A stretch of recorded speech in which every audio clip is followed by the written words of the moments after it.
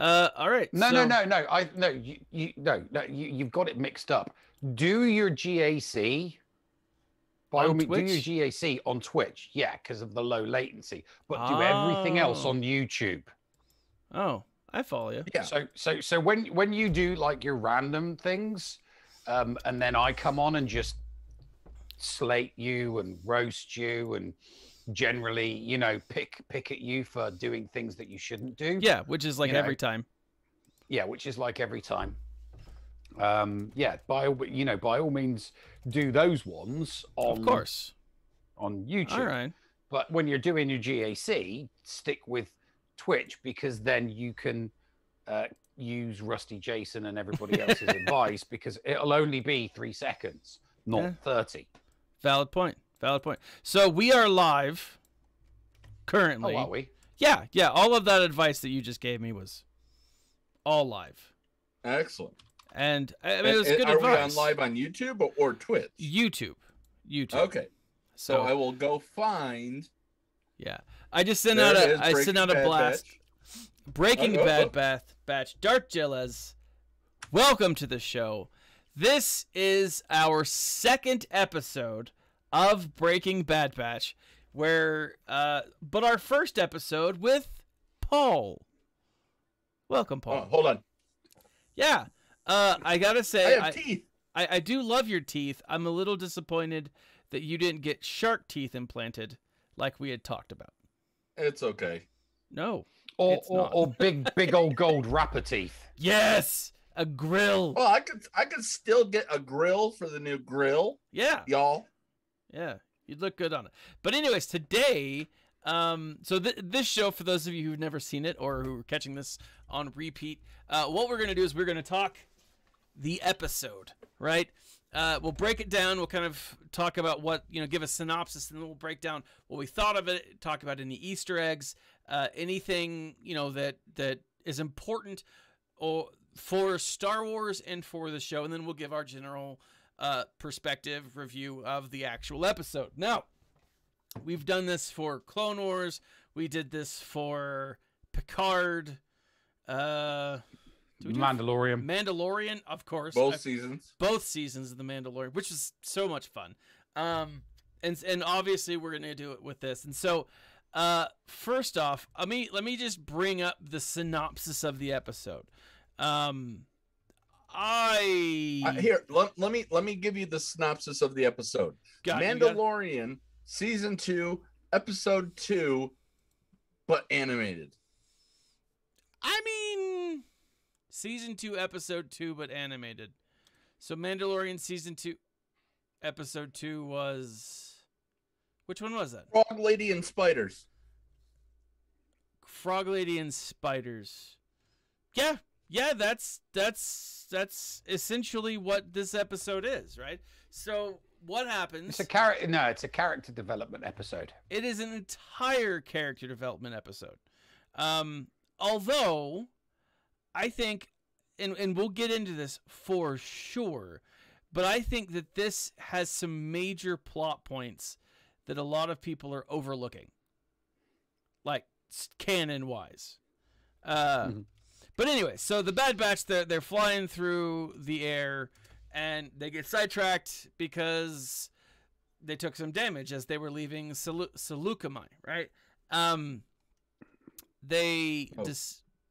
To me, the plot points were last episode with the chain codes. Oh no! There's still some major things that went on in this episode, though. Some major things. So let me hold on. I'm bringing it up. I can't even find it. Anyways, summation, right? Bad Batch gets stranded on a moon. Crosshair goes on a mission with new recruits. Pretty simple, right? This episode shows the further father figure role of Hunter developed. It shows a little more about who Omega is and her capability. It shows a potential danger in the chip inside of Wrecker's head.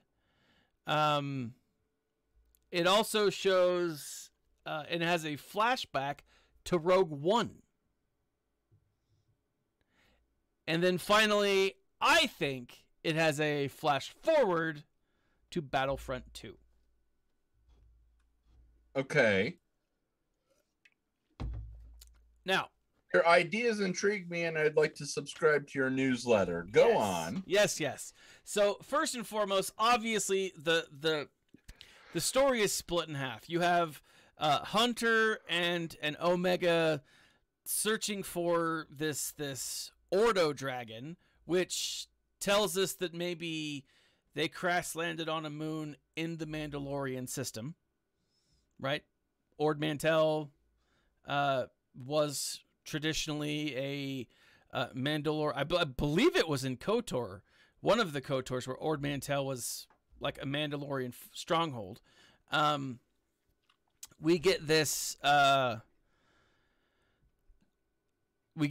looking for this thing. They're essentially chasing a very hungry dog that eats energy, and is kind of aggressive. What was that? Kind of like the Minox from Thrawn. Yeah. But guess what's on during the Clone Wars? Guess what is on Ord Mantell? Is it the Clone Wars? What? Black Sun. Really? Interesting. So during the Clone Wars, a battle was fought on the planet between the Separatists and the Shadow Collective, of which Black Sun was a member. Interesting. And the Shadow Collective obviously being part of Maul's overall connection, right? Like, yep. Like I've seen a lot of like reviews and people are saying, oh, well, you know, some of the major Easter eggs are the mouthpiece where they can breathe outside. I mean, yeah, I mean, that's I guess kind of fan service because it's the same it's a similar mouthpiece that like Han Solo used when he was trapped inside the Minoc. Or not the Minoc, trapped inside the Exegorth, right? That it ate him in his ship, right? The belly of the space slug. Yeah. Okay. It's hard to read Nev's face because he's so far away. I know, but he looks so great at that bar. Does. Neil, tell us about Ord Mantell of the extended universe that you love so much. It's just a planet that's that has lots of bounty hunting and scoundrels on it. It's a hub. It's a hub for scoundrel work, bounty hunter work. Basically, that's it. All right. It has a functioning government, but the government and the gangsters kind of leave each other alone, sort of thing. All right, so kind of a Nar Shaddaa, but not as fancy. Yeah. All right, and for those of you who don't know, Nar Shaddaa is like the space Vegas, but it's not the nice part of space Vegas, right? It's like where the brothels are. Yeah, that's right. It's the Fremont Street for those of you who know of space Vegas, right? It's the old hotels, right? I don't know if there's any brothels on Fremont Street, but it's anyways. So I gotta say though, one of the things I don't even know the name of that street, Thad. What have you been doing in Vegas, my friend? Family stuff. What happens in Vegas stays in Vegas. Thank you, Nev. No, like so you've got the main strip as it is now, and then at the far end where like the Rat Pack used to go and hang out, that's free. Hold on, guys. Oh no. Tangent alert. What? So you've got, and that was a hotkey. That's right. That was a freaking hotkey. You've got the main strip, and then there's like a series of nothingness. Maybe, and it's been a couple of years since I've been to Vegas, but like you have like nothingness, and then you have the old strip where like the Rat Pack hung out, and they made it like all the fancy stuff. So, and it's all outdoor, not all outdoors, but like the outdoor promenade is covered by like a dome of sorts, anyways, I like it. It's cool. I mean, it's just, not as fancy as it used to be because it's older, right?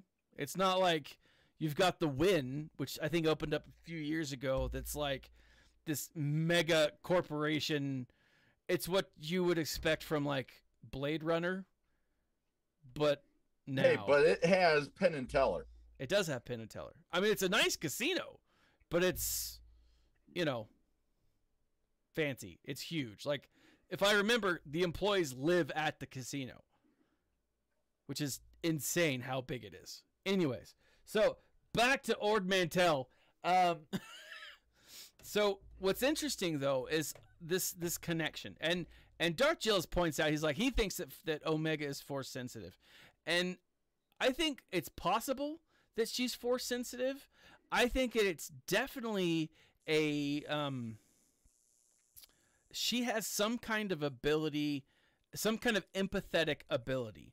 Maybe it's not full on the Force, but she can read emotions. She can read people. We see this in this episode as it plays out in with the connection with the dragon, the Ordo dragon, or the Ord dragon, where she's going through and she's like, she realizes she could kill it, or she can give it its flashlight. When she gives it the flashlight, it doesn't attack her because it's just hungry, right? Before, we saw her looking at Crosshair. She's like, I know what you're going through. Like, it feels very, she's got an ability, and maybe it is empathy, right? And maybe, and we who know the Force, or familiar with the Jedi, we know that's something that they can use. But they're not the only Force user. That's not necessarily something that's dedicated just to Force users, right? That's something that anyone can potentially do. But I don't know. What are your thoughts, guys? Do you think Omega has the Force? Do you think she's, I don't know. What were your thoughts on Omega? I disagree with everything that you just said regarding that scene. Really? Okay. Why? Yeah. She knows that the creature eats raw, gets sustenance from raw energy because, Tech said so when they were on the ship. Mm-hmm. And her not shooting the creature has nothing to do with any ability. She was about to shoot the creature, but then the thought popped into her head, oh, hang on a minute. The flashlight. They can eat the I can swap, I can do an Indiana Jones and swap the energy bar for the, I can distract the creature by throwing the flashlight over there. So she throws the flashlight over there and the creature goes for the energy from the flashlight. And lo and behold, she picks up the thing and she crawls back out. She was just using basic deduction skills. Nothing special at all. Just basic deduction skills. She was primed and ready to kill that creature, but she realized she didn't need to. She could trick the creature into moving away from the power, from the capacitor, by giving them the torch. Because she knew she'd be able to find her way out because the creature was glowing. Okay. So it was just, she was like, oh, hang on a minute. I can trick the creature into taking the torch. I can get what I want. They get what they want. And then, boom, I can get out.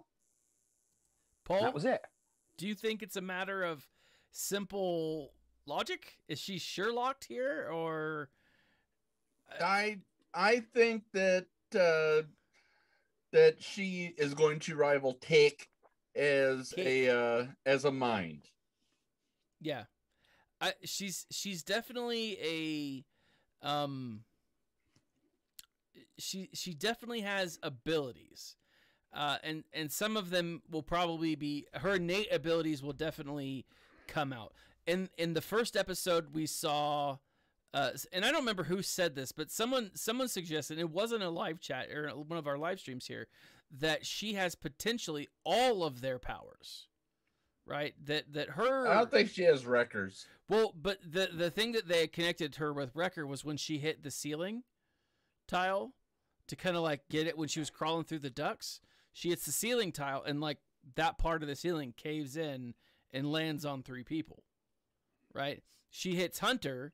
She hits Hunter with, or not Hunter, Crosshair with that bullet, that blast, right? And she'd never fired a gun before, but she hit his gun, right? Which would be a crazy impossible shot, right? I'm sure she didn't want to kill Crosshair, because she said in this episode, you shouldn't be mad at him. It's just his inhibitor chip, right? He's just doing what he's programmed to do, right? But with the idea is with Wrecker, she hits him. Crosshair, she hits that thing. And then with Hunter, she actually follows the crate dragon or the ore dragon down into the thing and figures exactly where she needs to go. I think whether she has all of them in some point or not, she's the best of all of them. Maybe, I don't know, but it's very possible. We do know that she is a clone that has a malfunction like they are malfunctioned, right? But she's important to the Kaminoans. That is going to be one of the key things. Dark Jill has pointed that out, and I 100% agree. She's basically an Australian talking Grogu. Yeah. She's a next gen clone. Yeah, I agree. Right? She's phase 2 clone. Right? Now, one thing that you mentioned there is that there's a lot of similarities between Grogu and Din Djarin and Hunter and Omega. One of your mic went away. It's better. There you go. I moved it because I adjusted myself, but not myself, but myself, right? So, anyways, there's a lot of connections, a lot of similarities, but I think that and I think that's done on purpose. I think one of the things that will happen in this series, is where not Star Wars, where the Mandalorian will go in one direction. I think this will go in another direction. So I don't rightly know. Now, I like the father figure type role that Hunter's kind of stepping into, because I think it's going to set up for something tragic. Because he's been a leader, right? And he cares about his troops. But he's never been a leader in the role of a father. And I think it's slightly different. You can't just say, do this, do that. He has to adjust. He has to learn. I potentially think either he's going to sacrifice himself by the end, or she's going to fall to the dark side or to the Empire or something, right? I think that there's a big setup being established in this position, in this relationship. What do you guys think? I think that the way that the show's being written at the moment is they're just giving the Bad Batch some humanity. We've had the nurturing, the nurturing nature has been started to be drawn out of Hunter. Now it's been drawn out of Wrecker. I think in the next episode we'll see some one-on-one dialogue between Tech and Omega, because there's the humanity has never been there before because it was never needed. Mm-hmm. Now it's needed because they've got this child that is effectively their ward. So they're acting in a more parental capacity. They feel responsible for her. And with what Wrecker did for her while they were out, and that's what I mean by, with Wrecker, Wrecker's nurture, Wrecker's humanity, Wrecker's nurturing side is being coaxed out to him. And I just think that, in another episode, it'll be Tech, he'll be sat down, he'll be flying, or he'll be fidgeting around playing with something. And, she'll come and sit down next to him and she'll be like, "Oh, what are you doing, Tech? Yeah. G'day, mate. Can I help? Shall we throw a couple of shrimps on the barbie?" But yeah, no, and then Tech will be like, "Oh, that's very astute of you. Oh, yeah, and his nurturing skills and his humanity will start getting coaxed out. They all and that's why I say it's character development and more of a character development episode. Sure. It's making them more human. It's making it's because they're just clones that follow ordered or not follow orders. All they've known is war and conflict, and now it's kind of that they need to kind of get around get past that, move beyond that, and that's what I think. That they're building a relationship with Omega that is either going to come to a catastrophic head at the end of the show, or it's not. It's gonna culminate in some massive issue like what we discussed on the last one, with them getting Crosshair back, which is something that was discussed in the episode as well, and them basically all turning into crazed mama bears. It's like she'll get kidnapped or something and they'll go absolutely bonkers and destroy everything in their path in order to get her back. They'll just they'll rage out like a mama bear. Yeah, I know, I agree. I think you're right. Paul, what are your thoughts? I mean, I think we're all in agreement. nothing more that really needs to be said there. All right. So, here's one thing that I think will actually be interesting. I think that we are going to see Wrecker be the first of the Bad Batch to get his chip removed. On the way down as they're crashing on Ord Mantell, which is hilarious, right? Wrecker is just a giant man baby. And I love that. I love that he's so strong and powerful, but also innocent and sweet. He's the comedy relief. Yeah, I mean he is the comedy relief. He's the comedy relief, and he's written very well to be that comedy relief. Yeah, I know. I 100% agree, and that's something that I love about it. And one of the things that I noticed is, or we all noticed, right, when they're flying down, he's like, "We're gonna crash. We're gonna crash. We're gonna be okay," right? And but he hits his head in the crash, right? And throughout the rest of the episode, he's complaining about a headache. Now, earlier on, Tech is fiddling with something, and Echo's like, I could do this a lot faster if I had some help. Very passive aggressively, right?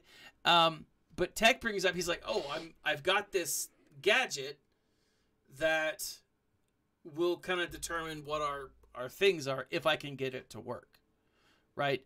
And so my thought is that this, in the next couple of episodes, we're going to see Wrecker further go down that line. He'll probably continue to have headaches periodically. It's possible we could even see a Jedi show up and Wrecker try to carry out Order 66. What do you guys think? That's possible. It's possible. Paul? There's still a lot of Jedi floating around, so it's possible. Yeah. I'm trying to think of who that Jedi might be. Do we just get do we just end up with, Jedi that we didn't know before? I think it could be Rex and Ahsoka. Yeah. I mean, because we know that we see Rex later on.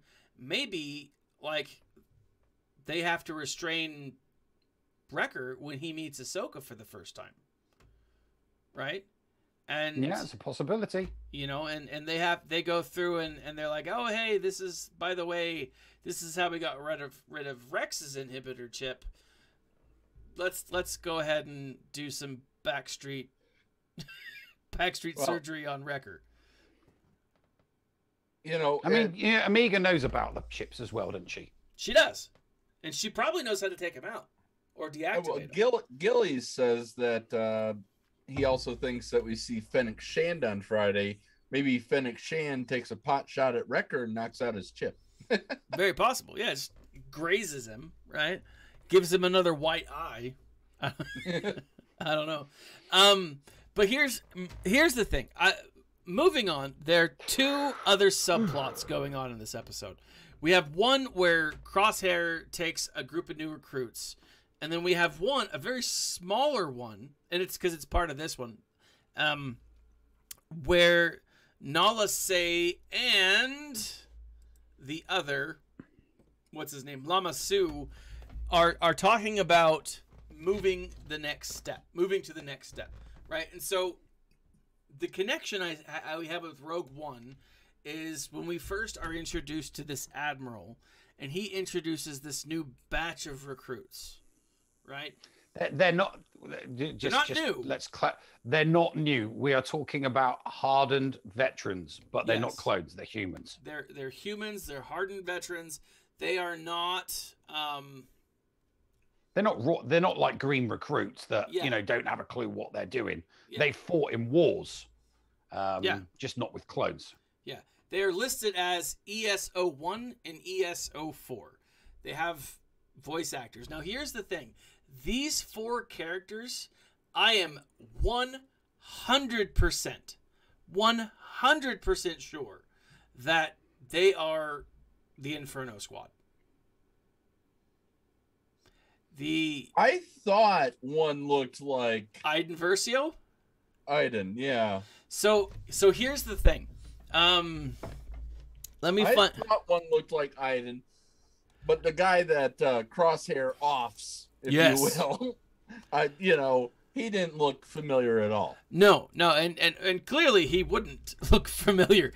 Well, that's what made me think, and I had forgotten about that. So holy cow. So one of the things that is interesting to me is that we have in the book Inferno Squad. Okay, there are not 3 members of Inferno Squad, but 4. And let me bring it up real quick.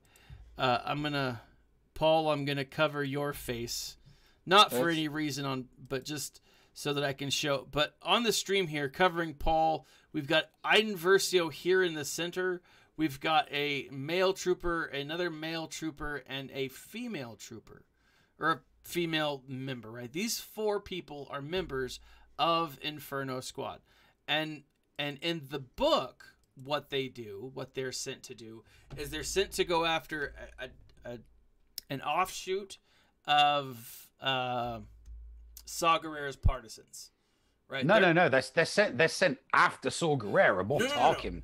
Tarkin makes clear in the book. In the book. Oh, sorry, in the book. Right, in sorry. the In the book. So in this, you're right. They are sent after Saw Gerrera's partisans, or Saw Gerrera's group, right?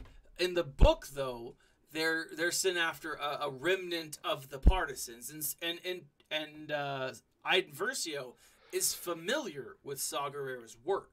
Now, I mean, she would be, so that's not necessarily like a given that this is one person or another. Like, she would know that Saw Gerrera is a terrorist, and really, I mean, he is a rebel terrorist, right? The rebels are in and of themselves an organization that you could argue are terrorists, depending on which side you're looking at.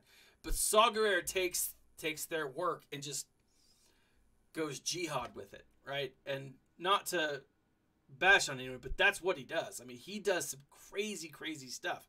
And it's dark, right? He's not there yet in the cartoon and canon where we see in the Bad Batch. But here's the thing. Iden Versio, in this image, there are 4 members in the book. There are 4 members of Inferno Squad. 2 male, 2 female. But something happens to the other female member, and it moves on. Now, what's fascinating about that is here we very much have 4 members. One of them, as Paul rightly points out, decides, I'm going to disobey Crosshair. Crosshair says, you know what? The reason why clones are so good at what we do is we follow orders, and boom, he gets him just like without mercy. It is murder. I mean, it is straight murder. I gotta say, this episode is like the darkest thing I've seen come from a Star Wars cartoon in a long time. It made Christy go, wow. Yeah. It made my wife tell me to turn it off with my 5-year-old. She's like, not yet. It's pretty dark, I read a review. Well, I mean, you could use that as a teaching moment for your 5-year-old. That's what happens when you don't follow orders. When you don't go clean your room. Yeah. Right. Definitely. We'll see how that works. I mean, because technically she's kind of a clone of me and my wife. Kind of. Anyways, I'm not going to murder my children. Awkward side note. Where was I going with that? Weird tangent. Super dark episode. But one of the things that it does, the tone of this episode, it gives it stakes. There's like legitimate danger going on, right? These people, these characters that we're starting to see they're in a dangerous place, right? And it shows what the Empire is willing to do and willing to let people get away with, in order to keep their rule in line. Right? If you think this is bad, wait till they start bringing it. What did you say, Neil? If you think this is bad, wait till they start bringing the ISB into it. Oh yeah, right. The ISB. When they start bringing the ISB into this, things are going to go sideways very, very quickly, because the ISB are hardcore evil. Oh yeah. Well, yeah, they are. they're pretty bad. I want to say that there are no exceptions. There are no exceptions in extended universe. In extended universe lore, there are no exceptions. The ISB officers are always evil, vile human beings, and they convert more regular Empire soldiers to the other side than retain, Yeah. Now, I will say, in modern canon, in current canon, that's not entirely accurate, right? There are still ISB officers you're right on the money, that are completely the way that you describe it. But one very strong counter argument to that is Admiral Wolf Yularen. And when he becomes an ISB agent, he becomes Colonel Wolf Yularen.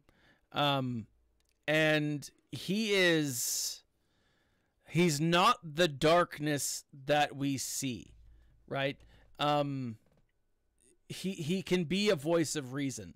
In fact, in the Thrawn books, which is where he's mentioned the most, and this is the new OG.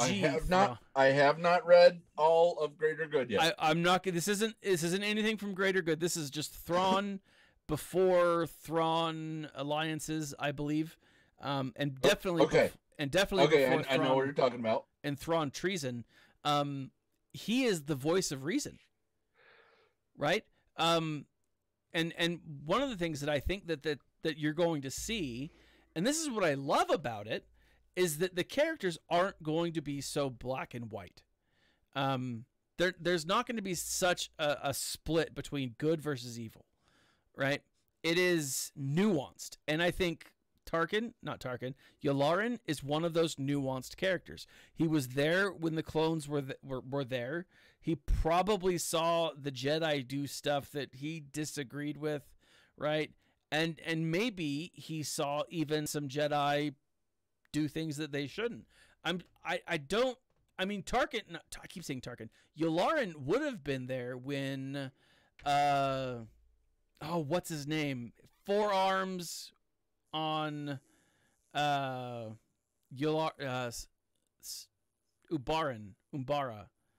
What's the name of the four-armed guy, the Jedi general who goes crazy and kills all the clones with his tactics? But God, I know what you're talking about. He wants to become a Sith. I forget his name, but Yularen would have known about him, right? And so maybe seeing some of that, maybe he justifies, moving into the Empire because he is a military man. Welcome, Darth Hideous. I can see his face. Barin Jedi Master. Anyways, but like so Yularen in the new canon isn't the same level of evil, I think, as Pong Krell. Krell. There we go. Pong Krell.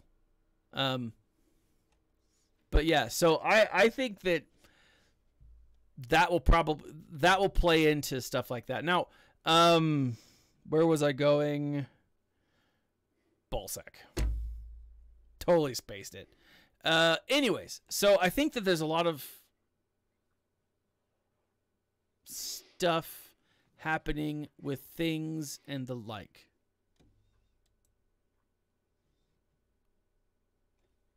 Where were we? We've got Rex coming up. Rex. We've got Rex coming up. Thank you. Yeah, we've got Rex coming up. We've got some more character development, definitely on the books with Tech and with Omega. I don't think any of her skills have been shown yet. Really? I genuinely don't think. Yeah, no, nothing. You've got to remember the environment that she's grown up in. She has grown up in a very, very scientific, clinical environment. She's been in labs her entire life. Yeah. Okay. She's been around the Kaminoans all that. So she is a product of her environment. Her environment, very analytical, very clinical, also very little emotion. A perfect example of that would be the blasé way she's like, food, ration time. Wrecker gets his, snaffles it down, and she's about to get hers. I was, right, okay. And she's like, yeah, you can have mine if you want. And then she just turns back to what she's doing. Like, she doesn't care. Yeah. It's not, she's not, I just think that, at the moment, I think people, because they want so much from this new character, people are digging a little bit too deep at the moment. And what I think, what we'll see over the next few episodes is just a little bit more playing things out. We're going to see more, more childlike stuff, like we did in episode 2, where she was told not to go get the ball, but she went and got it anyway, Yeah. And then, think about it, she's on there and she's constantly reading off that data pad. Okay, so she's thirsty for information. What is she reading? Yeah, that's a good question. Really, like, what is she reading? Because she's constantly reading off that pad. What is she reading? And she always keeps coming up with these little nuggets. When they don't know something. Yeah. And they talk about Crosshair, and it's like, she doesn't think of it from an emotional point of view. She's like, he can't help what he's doing. He doesn't know whether he's doing good or bad. Yeah. He's just doing what he's told because that's what the chip's designed to do. Yeah. Although I will say, I will say, after listening to the conversation regarding the Kaminoans, and I do believe that she is the next generation. I think she's got. I don't think that she's aware of or will know what her special skills are, and we won't know what her special skills are until whatever chip they've put in her head is activated. Okay. I think that she does have. She's got this. There's obviously something there is obviously something very, very special. They don't. The Kaminoans don't just do things randomly. she was created for a purpose. She is the next generation. She is going to, you know, like them saying, you know, if the Empire don't want clones from us anymore, we're going to need to come up with something new. Yeah. She's the something new.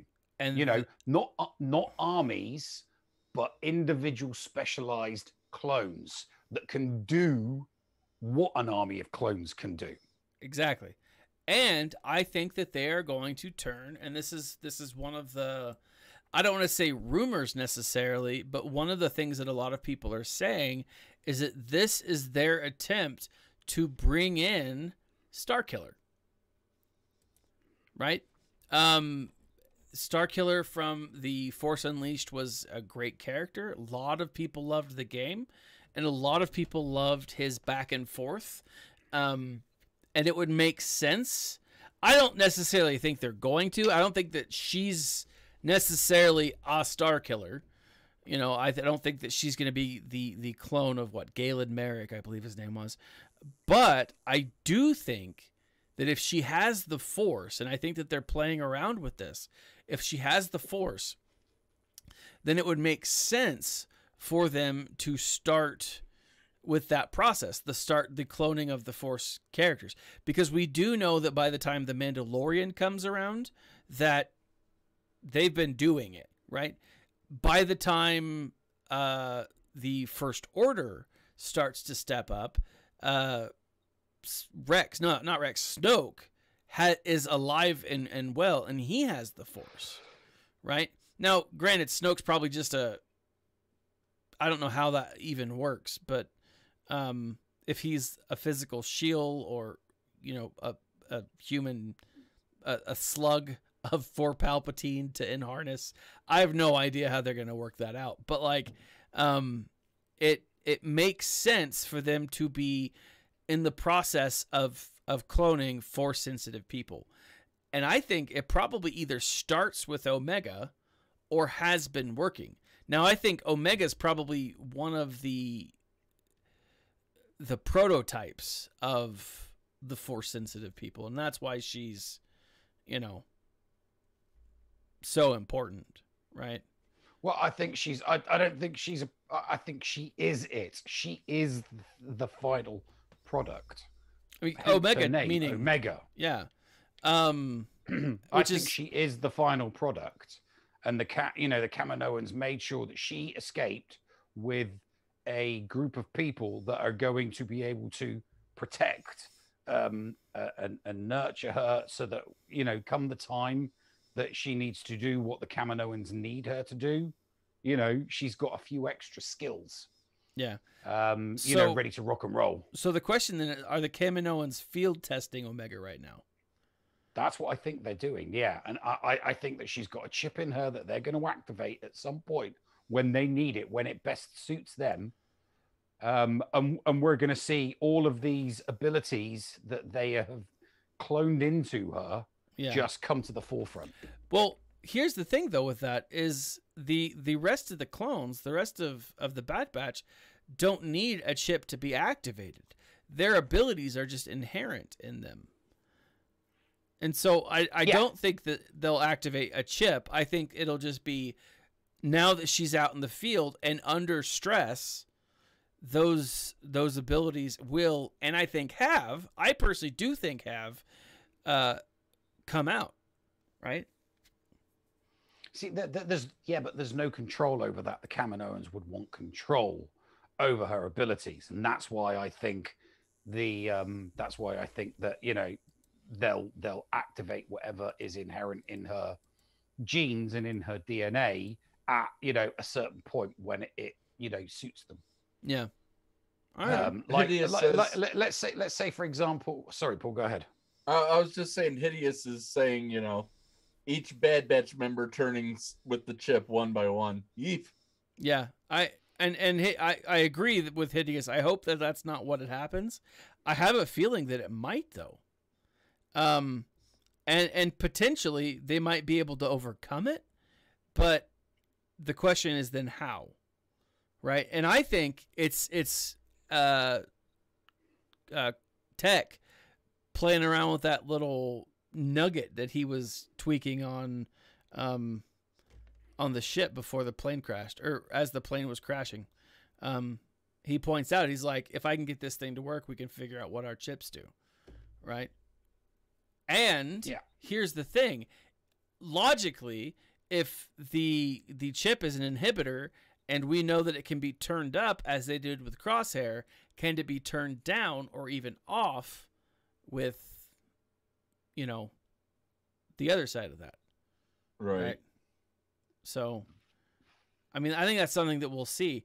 But you're right, Nev. I think that the cloning process, they're going to work towards that, right? And that's one of those subplots is how are they going to do it, right? Yeah, and to what end? You know, to what end?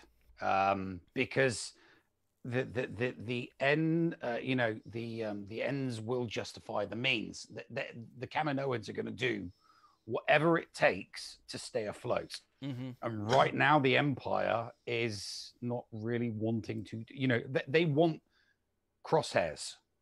They don't want clone troopers. No, they want crosshairs. Yeah, and that's what I think. Omega could potentially be. I think at some point they'll be like, Tarkin will be like, "That's it, we're shutting you down," and they'll be like, "But wait a minute, we've got something in the field at the moment. It's next generation. Yeah. Would you like to see a demonstration of it?"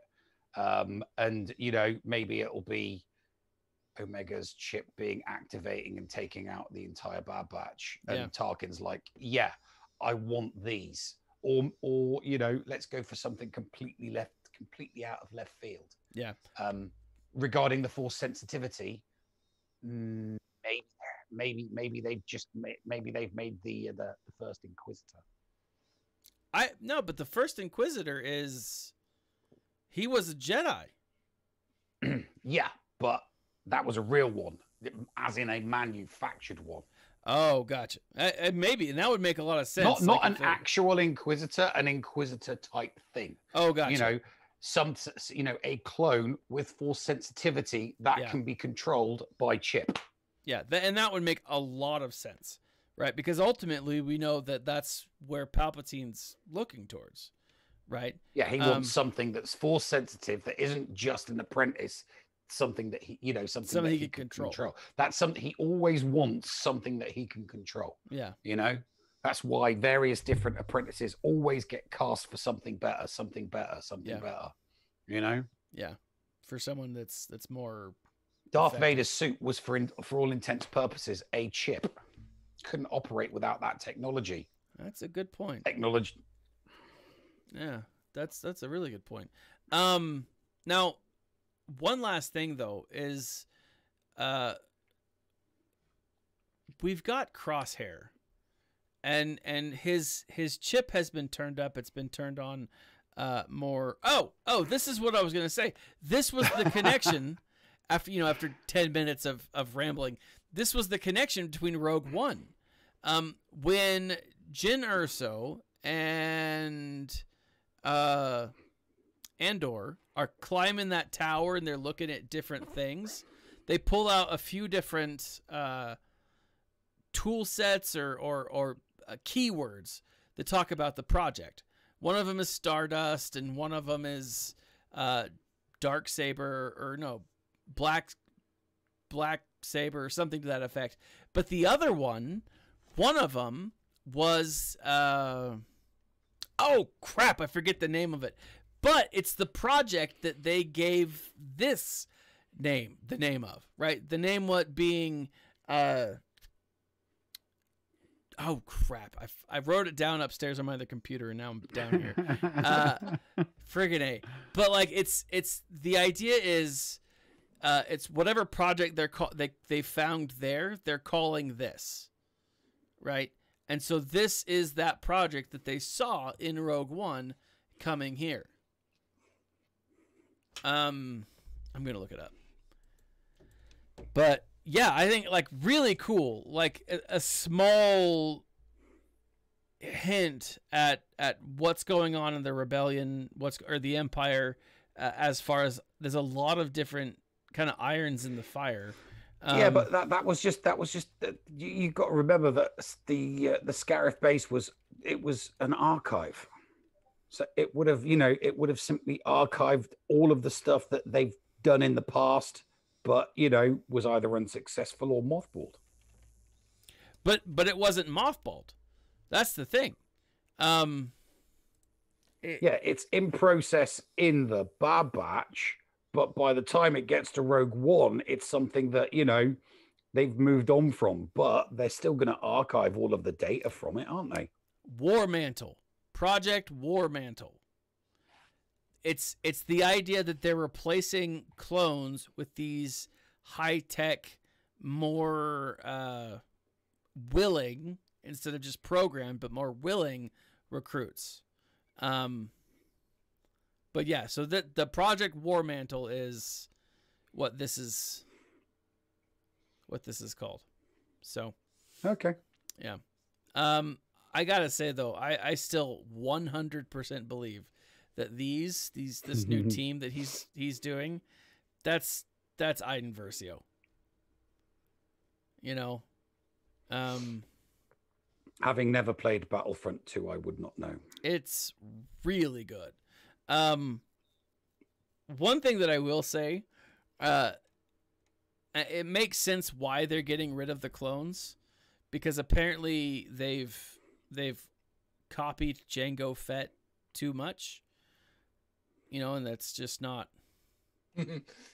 effective, you know. They did mention that the Jango Fett sample was not really any good anymore. Yeah, which is why they're moving on to, you know, other things. Yeah. Yeah, which totally makes sense. I gotta say though, like this was impressive. I loved this episode. It wasn't episode 1 amazing. Like that first episode, you can do a lot in 70 minutes. You know? Yeah. And I was disappointed with the length of this episode. I don't know. Like I can understand why the connection was, or why the Hunter Omega scenes were shorter, because there's not a lot there. That is character development, right? But the Crosshair, Tarkin, the cloners, all of the stuff that takes place there, I think they're setting up a lot of stuff. You know, I think that is all front loading the future of this episode. And so I was really impressed by it. And I'm really curious to know how this plays out. You know? It's one of those things where I kind of want to watch. We'll see. We have to wait week after week. How many episodes do we have? We have at least 14. I don't think they've come out with an official count. They have finished it.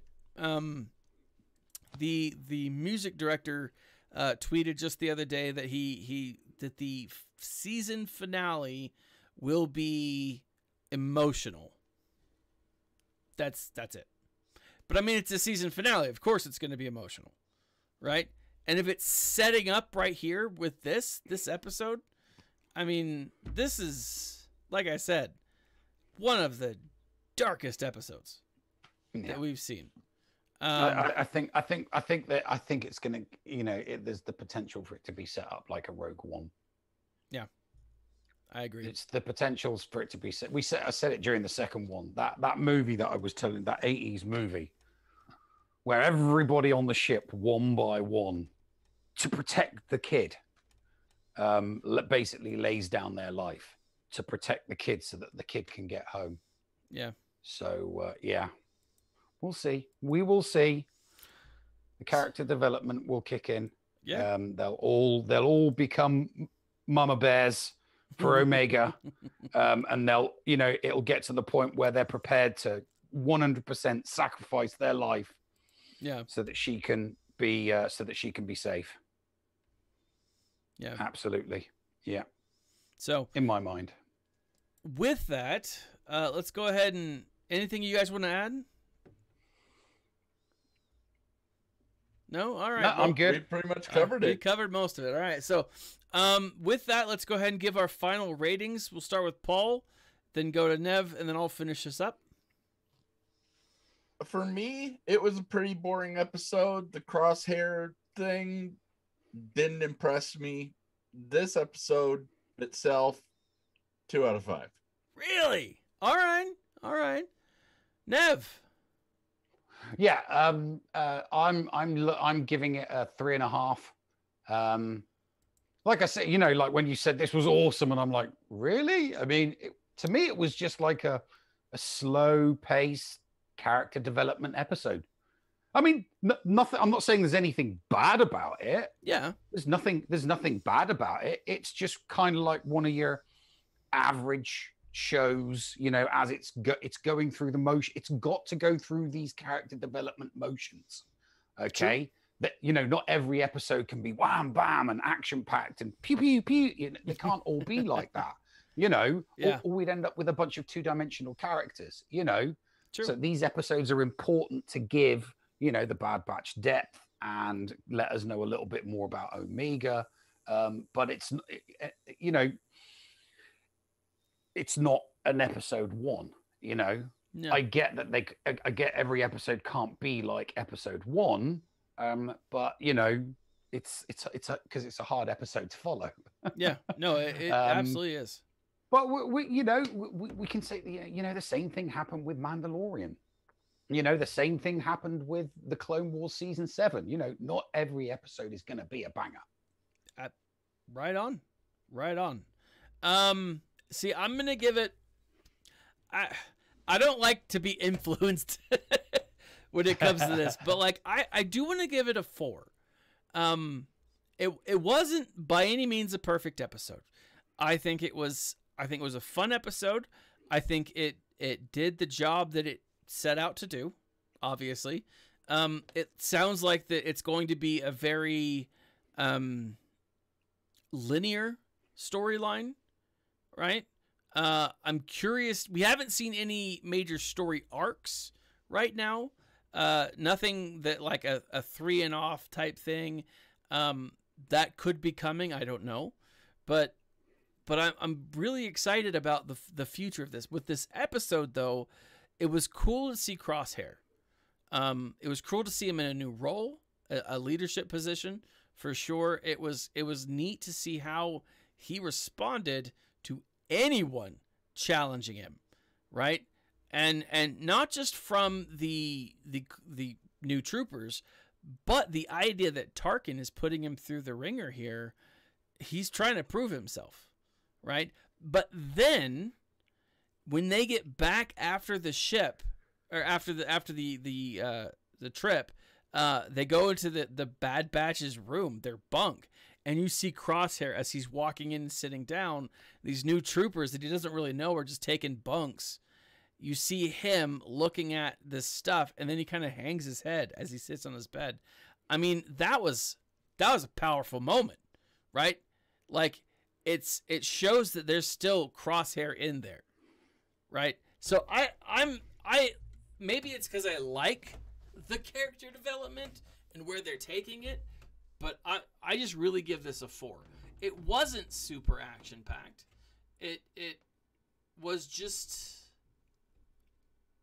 I just think it was solid, you know, a solid episode that hinted at more, that, and the way that I'm reading it, did a lot of fan service. If that is Iden Versio, then, you know, that's a big piece of fan service, right? If it's not, you know, cool, whatever, I won't be upset if it's not.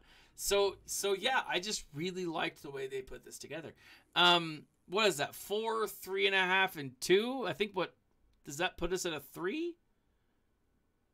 I think that averages out to 3.25. 3.25. All right, not terrible.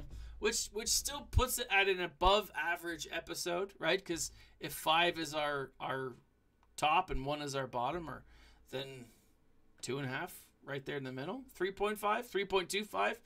Pretty solid, right? Yeah. We haven't really seen many episodes, Clone Wars, The Mandalorian, or now this, that are below a 2.5. Right? So I guess we're on the right track. So, gentlemen, what do you have coming up this week? GAC. GAC. Now, Neil, you're going to do GAC tonight, or you're going to do it tomorrow? This headache that I've got won't bugger off, so I'm probably going to do it tomorrow. Tomorrow, okay. Yeah, I'm going to probably get an early night. Because I can't even be asked to do my climbs. I don't want to be staring at the computer. Gotcha. So yeah, I'm probably gonna hit the sack, and do it tomorrow morning sometime. I've got some grass to cut tomorrow as well. So, oh, but there is one thing I want to mention that you two definitely need to go and watch. Yes. And that is Buckethead Season 1, Episode 1. I saw you put that in the Discord chat. I haven't had a chance to watch it yet, but watch it. All right. Go watch it. Oh my God. It starts in space. The Battle of Endor. All right. And then it migrates to the forest moon of Endor. It is awesome. First episode is awesome. It's loosely based on Bucketheads from 2017. All right. But wow. Like the production value up the kazoo. It looks like something. I'm not joking. It looks like something Disney would do. Really? Yeah. All right. I mean, the space scene, the space scene alone, you're looking at this like, holy shit! The hell have they? This looks like a tier. It's incredible. All right. It's I'll have to give it a shot. Absolutely incredible. It's only 12 minutes long, but go watch it. All right, Paul, what do you got coming up? Still working on getting the studio ready, but lots of personal work right now. We did announce on the show this past week the production arm of the Escape Pod Castaways. Vault 37 Studios has begun construction and should be done by the end of next month. Nice. Woohoo. Looking forward to seeing it. All right. Well, and I'm going to be putting together some breakouts. I've finally finished Thrawn, the Greater Good. Sorry. The Greater Good. Thrawn Ascendancy, the Greater Good. For the second time. Just finished it today. And the more I read into this, the more I fully believe that Thrawn is a good guy. He's just not necessarily a good guy. And so I want to put, so I'm going to do my reviews for the books, but at the same time, I'm trying to put together what I think we're going to see for the future of Thrawn, breaking down who he really is and what his goals are. Timothy Zahn is a genius. I love his work. So all hail Timothy Zahn. All hail. Anyways, so that's kind of what I'm going out with.